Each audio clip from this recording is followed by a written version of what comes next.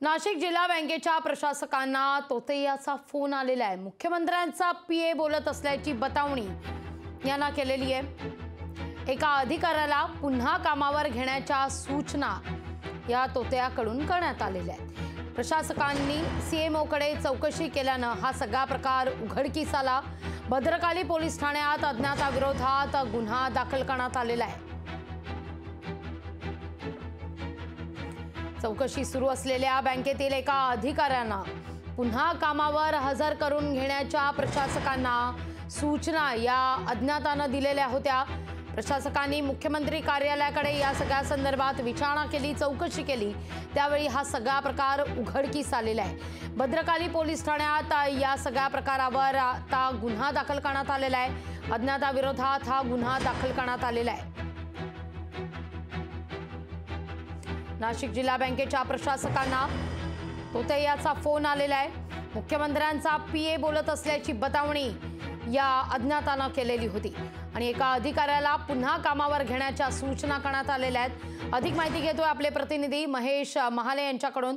महेश, काय अधिक माहिती या सगळ्या संदर्भात? काही या अज्ञाताला पकडण्याच्या दृष्टीनं काही अपडेट समोर आली आहे का? नक्कीच लागू। खरं तर मुख्यमंत्र्यांचा पीए बोलत असल्याचा फोन जो आहे तो जिल्हा बँकेचे अधिकारी असलेले प्रशासक असलेल्या अनंत पवार यांना गेलेला होता। मुख्यमंत्र्यांच्या कार्यालयामधून बोलतो आहे, ज्या अधिकाऱ्याची चौकशी चालू आहे त्यांना तुम्ही पुन्हा कार्यालयात रुजू करा असा निरोप मुख्यमंत्र्यांकडून आलेला आहे।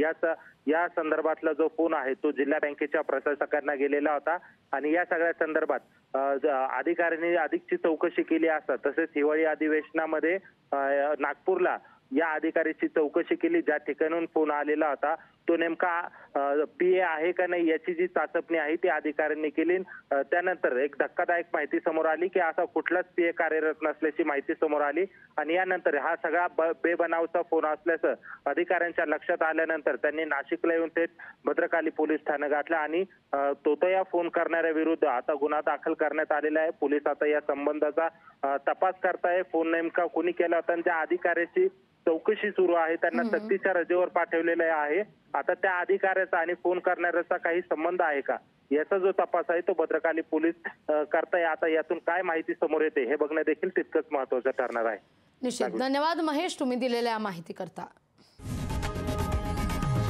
लोकशाही मराठी ऐका, पहा, जागरूक रहा।